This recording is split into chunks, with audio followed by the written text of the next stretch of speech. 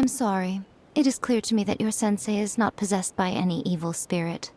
But then does that mean he... Yes. This is a change in the person himself. Unable to cope with the tremendous pressure he was under, he suffered a spiritual collapse. With his wits impaired, he finally descended into madness. As one who is thrown into the sea, though he fights back desperately against his predicament, it does nothing to prevent his descent into the depths. As for what has triggered this change, I believe it must be the loss of his vision. For to be stripped of one's vision is to be stripped of one's ambition. Stripped of his ambition?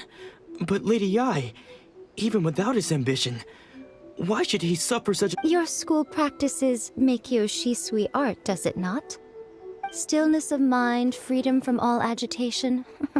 What a fine notion that would be if any in this world could ever hope to. There was once one who claimed to be indifferent to rank and reward, and who fled enraged when defeated by his junior. And then there was an aged swordmaster who was aggrieved enough that he crossed blades with a disciple he himself had taught. Then, what of the one who crossed blades with his own sensei and beloved fellow disciple, and defeated them both? Can one truly remain unagitated, of still mind in moments such as these? Lady Yae, I'm not sure I understand. The path of the Swordmaster is filled with twists and turns. It is no small undertaking to pursue the position of greatest Swordmaster in the world. It requires one to take their sword firmly in both hands and cut down the hopes and dreams of others, even those of one's closest companions. Only a deep commitment to his ambition to become the best made it possible for him to rise above the pain of these encounters, to focus on the way ahead. When that ambition disappeared, he began to doubt himself. As he battled his growing anxiety, he slowly descended into the state you see him in now. Much like a certain fatally flawed friend of mine. Poor Sensei. To think he's been suffering so greatly. I'm sorry. It's all my fault. Father, Sensei, Anzai. That's enough. Huh? Isn't that Anzai? Where did he come from? Did he follow us the whole way here? Anzai, why are there two of you? Is that you or a ghost? You're here for revenge, aren't you? I knew it would come. I never should have. You're right to assume that my feelings towards you are far from kindly. But I didn't come here to settle a score. It's been so long now that I made peace with it years ago. You did nothing wrong that day. I couldn't face the humiliation. That's why I ran. I don't think most of the people you beat along the way would hold it against you. On the contrary, when you cut our ambitions short, we entrusted them to you, in the hopes that they might carry you further. Now I know that we can't place our hopes in you any longer, since you've been stripped of your ambitions too. But that is no reason to strip them of theirs. Follow the way of the sword all the way to the highest peak. You taught them that, didn't you? But what if one day, the same thing happens to them? I put everything I had into trying to become the best. But what if it was all a huge mistake right from the start?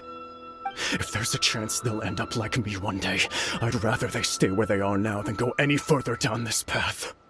Have you asked them what they think? Sensei, after you rescued me from the hands of the pirates, I told myself I would follow in your I can't know whether I will suffer in my future as you do now. All I know is that here and now, in the present, I wish to continue. I want to keep going until the day that I can stand before everyone, with my head held... Nanako's far from the only one. Actually, all of us think that way. Goodness. Well, You see? You can place the ambition you once had in their hands. Being stripped of your ambition is something that's never happened to me, so I can't claim to understand it. But I do know what it feels like to have your ambitions crushed. That's what happened on the day that you so effortlessly defeated me. So, just as I once placed my ambitions onto you, it is time for you to release yours into their custody. You are not in the same position that I was. When I left, I had nothing to my name. But you have a great number of worthy disciples. I understand. I'm sorry to have made you worry for me, and for the state of Miyakyo Shisui art. I no longer have the resolve to become the best in the world. The emptiness and suffering but as your sensei, I shall commit to imparting unto you. This is my promise. And I humbly ask Anzai. You can count on that. I'd be checking in on you again, but I am now used to the life of a wanderer. I do not belong in the dojo anymore, so well, don't just stand there staring at me. Say thank you to Lady Yai and then get yourself back home.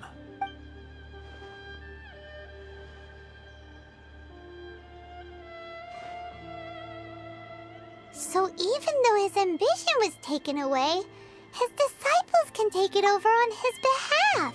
Traveler, a moment, please. Lady Yai has some words for you. So, my intuition was correct. The wind that blows from afar carries fresh life to these shores. For us to meet now is premature. Nevertheless, you set foot on these islands at precisely the right moment.